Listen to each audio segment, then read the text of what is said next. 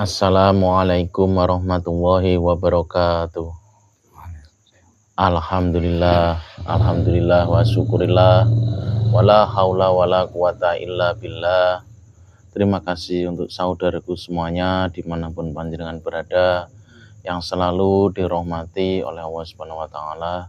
Semoga saudaraku semuanya yang berada di Sabang sampai Merauke, di tanah air kita tercinta Indonesia ini, dan yang berada di seluruh penjuru dunia pun, kami doakan semoga saudaraku semuanya selalu tercurahkan limpahan rahmat kasih sayangnya Allah Subhanahu wa Ta'ala. Semoga saudaraku semuanya selalu diberikan perlindungan, selalu diberi kesehatan oleh Allah Subhanahu wa Ta'ala, diberikan umur yang panjang, umur yang berkah, yang bermanfaat, yang dipakai untuk beribadah kepada Allah Subhanahu wa Ta'ala. Alhamdulillah kita bertemu kembali di channel Padepokan Putra Ronggolawe. Senang rasanya kita bisa hadir untuk bertemu dengan saudaraku semuanya. Kami ucapkan terima kasih banyak untuk saudaraku semuanya sudah setia menonton channel YouTube kami, sudah setia mendukung video-video dari kami. Semoga saudaraku semuanya selalu diberikan rezeki yang melimpah ruah di setiap harinya, rezeki yang berkah dunia akhirat. Dan kali ini kita akan menguak sisi lain atau sisi gaib banjir bandang yang ada di daerah Rengel, Tuban, di daerah gunungan itu. Dan ini banjir bandang di tahun ini sudah terjadi yang kedua kalinya, dan sebelum-sebelumnya ini sudah lama sekali tidak kejadian banjir bandang, apalagi sampai 2 kali seperti yang di tahun ini.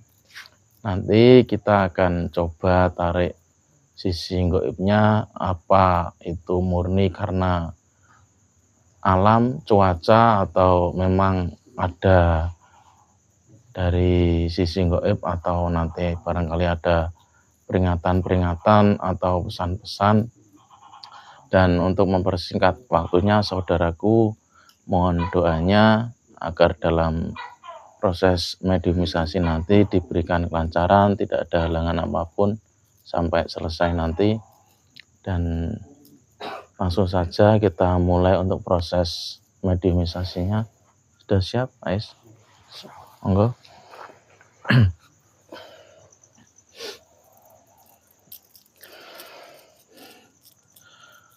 A'udzubillahi minasyaitonirrajim. Bismillahirrahmanirrahim. Assalamualaikum warahmatullahi wabarakatuh. Dengan izin guru kami Sang Yang Nur Cahaya Nirwana, saya minta dibersihkan tubuhnya mediator di depan saya ini dari segala macam jin, setan, siluman, iblis yang ada di tubuhnya, dari ujung kaki sampai ujung kepalanya.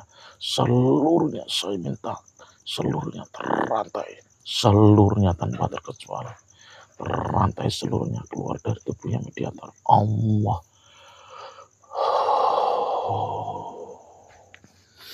Dengan izin Sang Yang Nur Cahaya Nirwana, tolong bentengi tubuhnya mediator ini. Jangan sampai disusupi oleh dari segala macam penyusup dari bangsa jin, setan, siluman, iblis. Hanya yang saya maksud saja nanti yang masuk. Jika ada penyusup yang mendekat, otomatis terpentar, terlempar ke neraka jahanam dalam radius 100 meter. Tidak ada penyusup yang bisa memasukinya. Allah.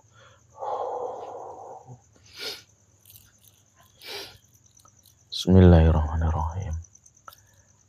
Assalamualaikum warahmatullahi wabarakatuh. Dengan izin guru kami Sang Yang Nur Cahaya Nirwana, saya minta gaib yang ada di Rengel, yang paling kuat, yang paling mengetahui sisi gaibnya di balik kejadian banjir bandang yang ada di Rengel kemarin. Saya minta diikat dengan energi dari Rasulullah yang paling kuat, yang paling mengetahui Saya minta diikat, tertarik ke telapak kanan saya. Allah.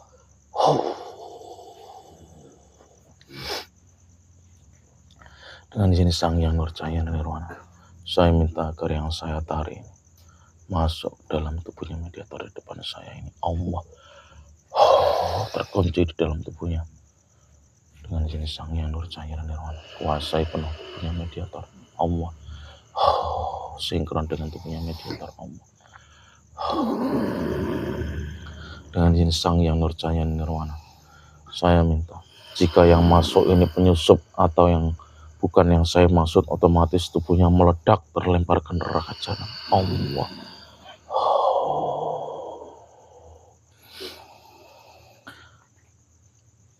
Assalamualaikum warahmatullahi wabarakatuh. Waalaikumsalam warahmatullahi wabarakatuh.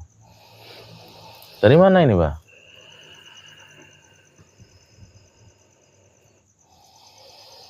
Saya dari Kayangan. Duh, kok dari Kayangan, Mbak? Ada yang saya tarik yang di Rengle, Mbak? Iya, tempat saya di atas wilayah yang kalian sebutkan. Dengan izin Sang Yang Nurjaya Nirwana, jika perkataannya ini berbohong, otomatis tubuhnya meledak. Allah. Dari bangsa apa jenengan ini, Mbak? Saya dari golongan jin. Wujudnya apa, Mbak? Wujudnya apa? Dulu harimau. Sudah muslim nih, Anda ini? Insya Allah. Ya, alhamdulillah sudah muslim. Dan mohon maaf, Mbah, jika Anda benar-benar sudah muslim, silakan Anda mengucapkan 2 kalimat syahadat dahulu. Mohon maaf sebelumnya, monggo. A'udzubillahi minasyaitonirrajim. Bismillahirrahmanirrahim. Asyhadu an la ilaha illallah wa asyhadu anna Muhammadar Rasulullah. La ilaha illallah Muhammadur Rasulullah. Alhamdulillah, terima kasih, Mbak. Dan kami mohon maaf sebelumnya menghadirkan Anda di sini. Jadi kami ini ingin mengetahui di balik kejadian banjir bandang di Rengle yang kedua kalinya ini di tahun ini, itu ada sisi gaibnya atau enggak, Mbak? Atau memang itu murni karena bencana alam atau gimana? Bisa Anda jelaskan sesuai yang Anda ketahui? Mohon maaf sebelumnya jika penjelasan saya nanti kurang mewakili untuk meyakinkan saudara semua. Saya hanya akan menyampaikan sesuai apa yang saya ketahui. Ya, silakan, Mbak.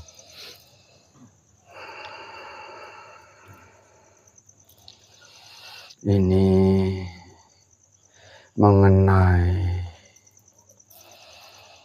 azab yang kalian tanyakan pada saya. Kenapa bisa terjadi banjir bandang? Itu karena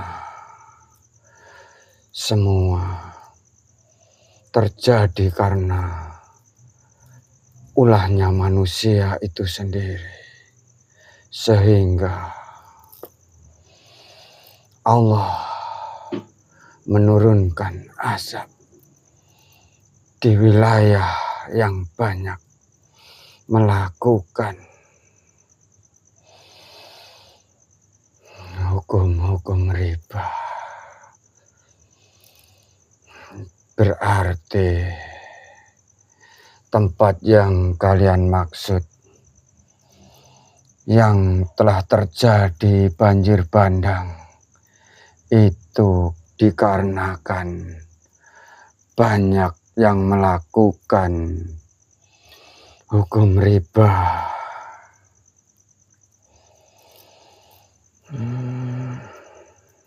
Tadi Anda sebut itu azab ya, Mbah? Iya, betul.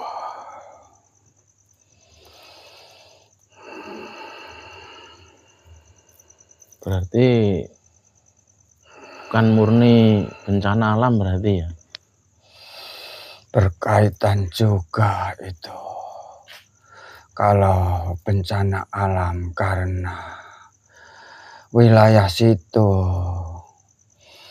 banyak pepohonan yang sudah ditebangi, sehingga tidak ada tempat-tempat air untuk menampung di situ, sehingga air begitu deras turun sehingga menghanyutkan banyak tanah-tanah yang dilewati maupun batang-batang kayu, semuanya akan hanyut karena sudah tidak ada pepohonan yang menancap di situ. Itu juga termasuk berkaitan. Itu juga pengaruh ya? Itu semua disebabkan juga karena ulah manusianya itu sendiri. Apalagi yang terjadi akhir-akhir ini di wilayah yang kalian tanyakan tadi, yaitu di Bumi Rengel khususnya. Di situ yang paling atas banyak pegunungan yang telah dihancurkan, diambil, dibuat untuk mencari uang.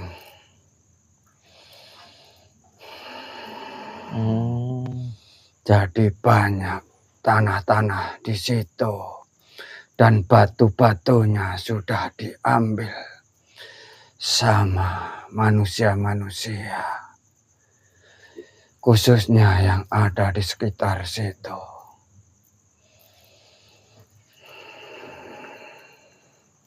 Dan lebih fatal lagi di wilayah Rengel khususnya, yang melakukan riba itu semakin lama semakin besar dan banyak yang melakukannya. Itulah penyebab utama kejadian banjir yang ada di wilayah kalian. Karena faktor itu ya, Mbak ya? Itu sebagai peringatan lah istilahnya ya? Sebenarnya itu suatu peringatan. Tetapi pada umumnya apa yang diketahui oleh masyarakat umum atau pelajaran-pelajaran yang diajarkan untuk anak-anak itu adalah azab.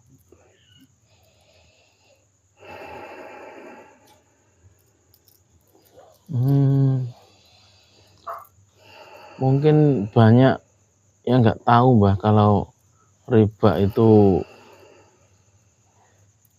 dilarang oleh Allah. Mungkin banyak yang nggak tahu orang sana. Sebenarnya semua banyak yang tahu, tetapi untuk menuruti ego atau keinginannya sehingga semua dihalalkan. Kalau itu sudah ditulis.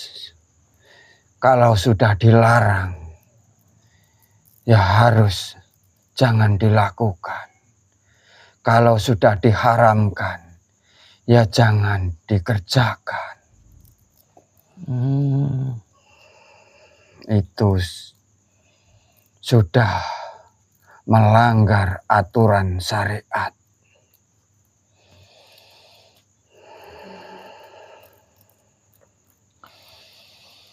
Karena memang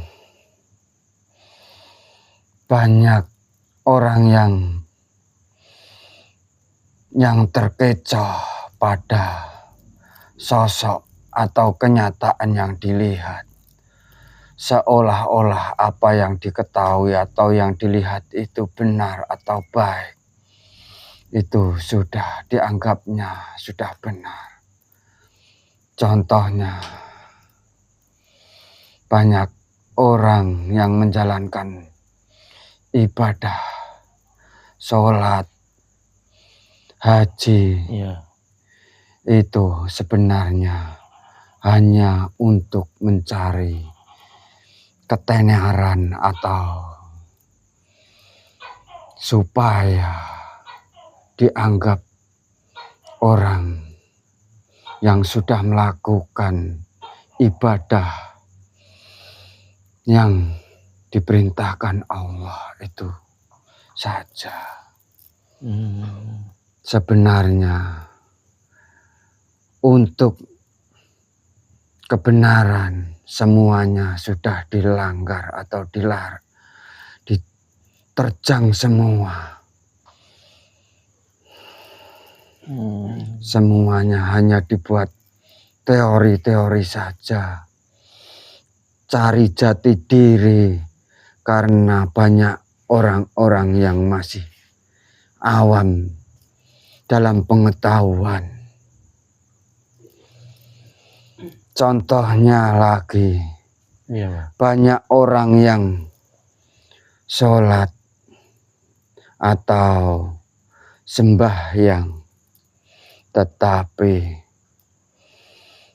akhlak atau budi pekertinya itu tidak ada yang menunjukkan apa arti sholat atau apa arti sembahyang.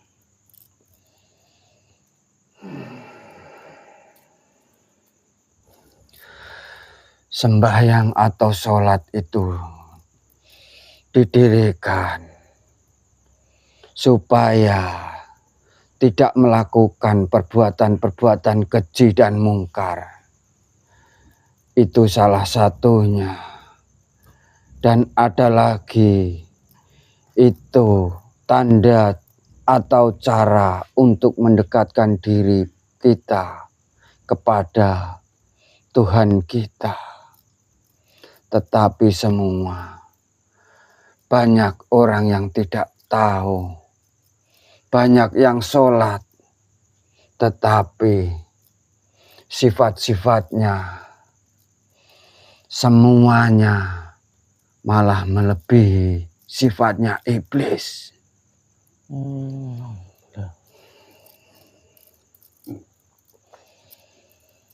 Jadi jangan heran kalau ada kejadian-kejadian seperti kemarin. Itu hanya peringatan kecil. Masih ada lagi.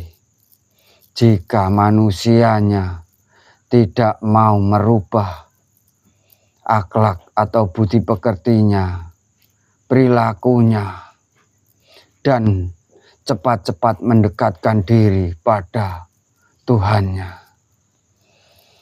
Allah akan mendatangkan yang lebih besar lagi.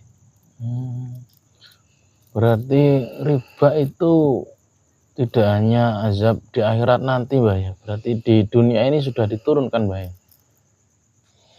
Itulah pengalaman buat manusia yang hanya mencari ketenaran. Jadi hakikatnya tidak memahami akhirat. Akhirat yang diketahui adalah kegaiban atau yang tidak terlihat.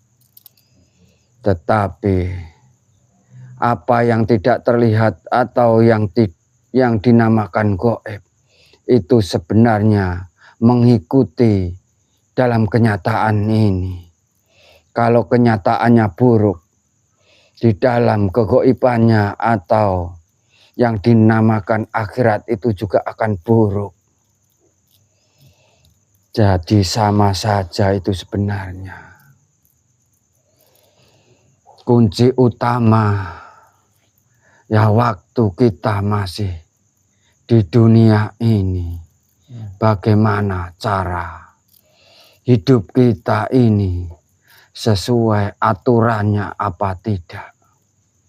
Kalau kita menyimpang dalam aturan-aturannya Allah yang diajarkan melalui Rasulullah atau Kanjeng Nabi Muhammad, semuanya itu akan sia-sia dan akan mendapatkan neraka dunia, juga akan mendapatkan neraka akhirat.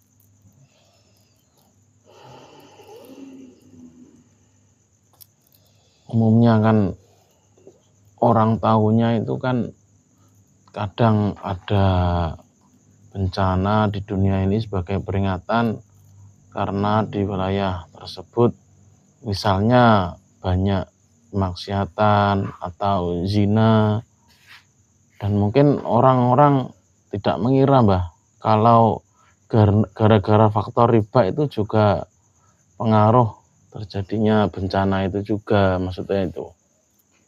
Memang seperti itu. Bermacam-macam bentuk kejadian, contohnya angin besar atau yang dikenal puting beliung. Ya.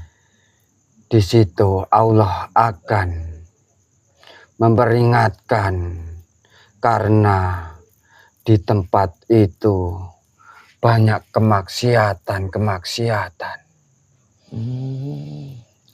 Contohnya banyak perzinahan. Jika manusia-manusia yang sadar atau yang memahami tentang kemaksiatan, maka itu di situ ada tugas untuk ikut memberantasnya. Karena setiap kejadian itu tidak akan mengenal atau memandang baik itu yang berbuat maupun yang tidak berbuat, semuanya akan ikut mendapatkan dampaknya. Jadi bagi orang-orang yang sudah tahu itu kemaksiatan atau perbuatan buruk, itu diwajibkan harus ikut memberantasnya. Itu tugas. Karena jika tidak mau melakukan, semuanya akan menanggung akibatnya. Kalau menurut orang-orang yang selama ini saya pahami, manusia seolah-olah sudah melakukan kebaikan, tidak melakukan kemaksiatan, seolah-olah sudah tidak akan mendapatkan bencana, tetapi karena perbuatan-perbuatan yang lain semuanya akan ikut serta dan akan mendapatkannya. Makanya Kanjeng Nabi diajarkan untuk berdakwah, selalu mengingatkan, itulah tujuan supaya kemaksiatan di muka bumi ini tidak terlalu besar, sehingga bisa menyeimbangkan kehidupan dalam bumi ini. Jadi semua sumber-sumber kejadian itu disebabkan karena ulah manusianya itu sendiri. Jangan menyalahkan yang mendatangkan. Sebenarnya itu Allah menunjukkan kekuatannya, kelebihannya, kuasanya, dan kasih sayangnya. Karena kalau tidak menunjukkan hal-hal seperti itu, manusia banyak yang masih buta, tidak mau melihat, dan tidak mau belajar. Itulah mungkin sedikit apa yang saya pahami ini. Semoga bisa dimengerti oleh manusia-manusia di muka bumi ini, khususnya yang mendengarkannya. Ya, alhamdulillah. Ya, mudah-mudahan nanti video ini nanti dilihat juga oleh masyarakat Tuban, khususnya daerah Rengel, dan ini sangat bagus, sangat bermanfaat.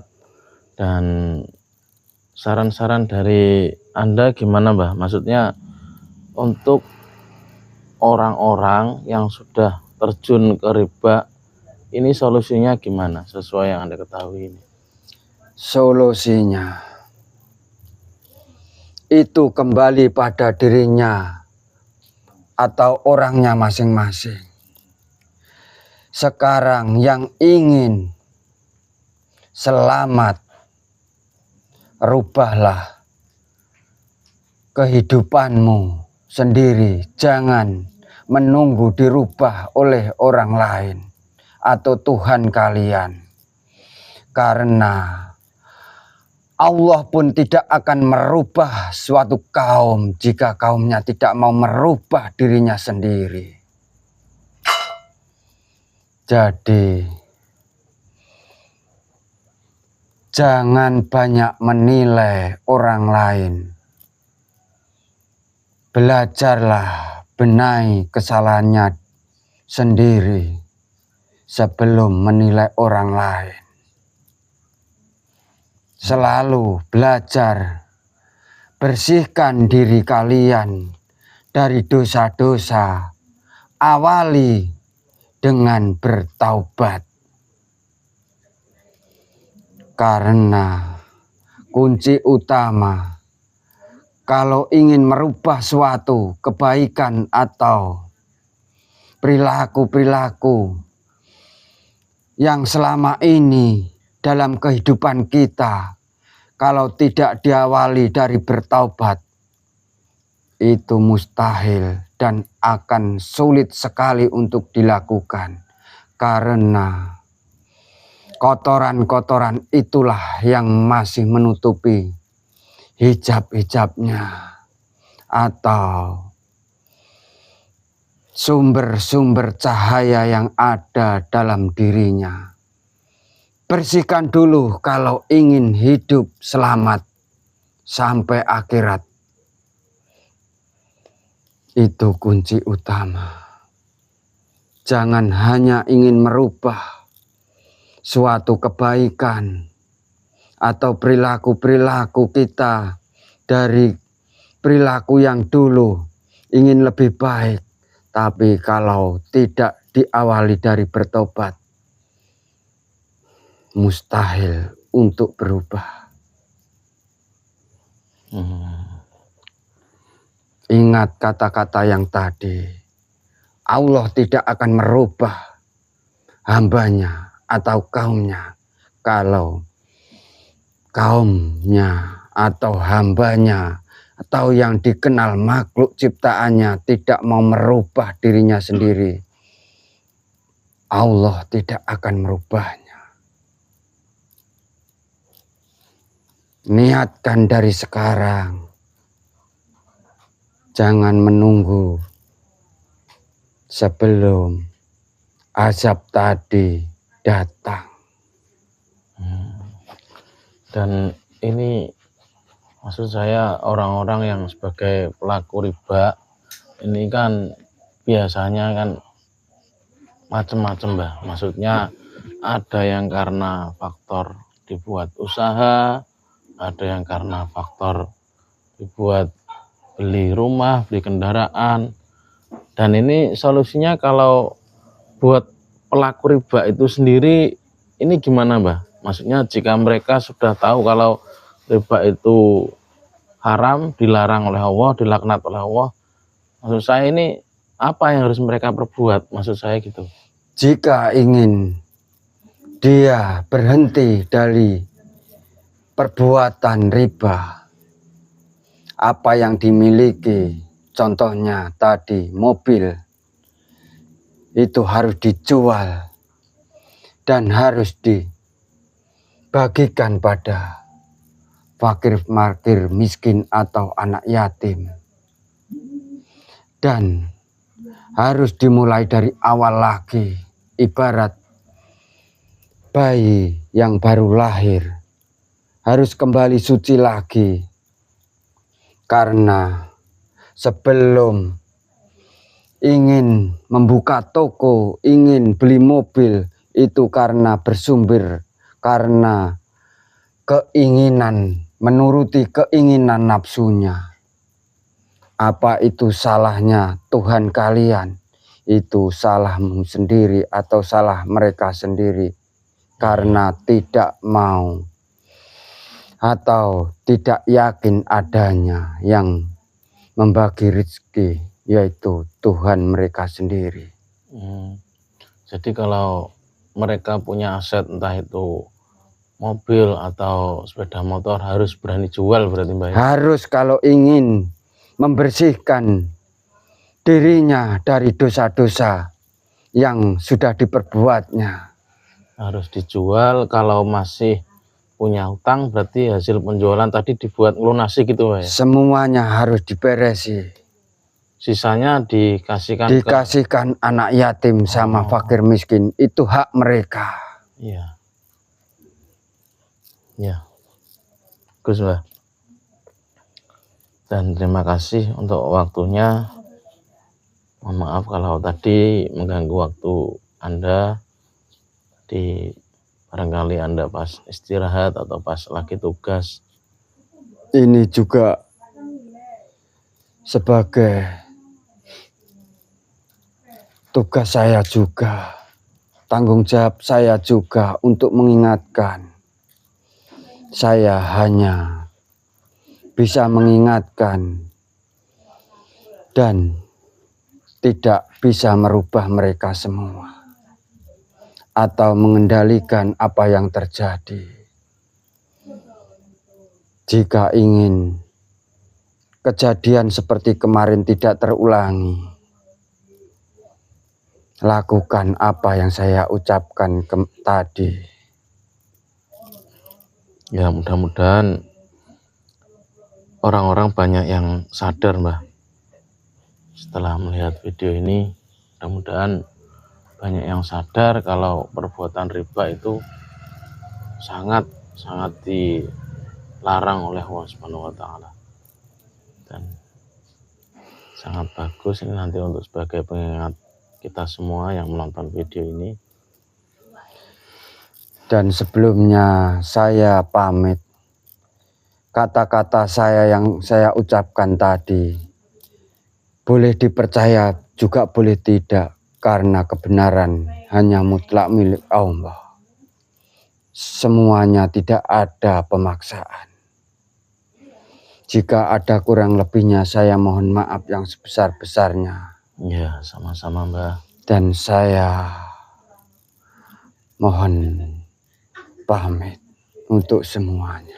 Oke, silakan, Mbah, monggo. Assalamualaikum warahmatullahi wabarakatuh. Waalaikumsalam warahmatullahi wabarakatuh. Dengan insang yang percaya dan jika terdapat hati yang sabarnya keluar Allah. Dengan insang yang percaya dan saya minta seluruh roh dan semuanya mediator ini yang asli kembali ke jasadnya. Sallallahu alaihi Muhammad, sallallahu alaihi Muhammad, Sallallahu alaihi Muhammad. Sudah, Pak? Pun.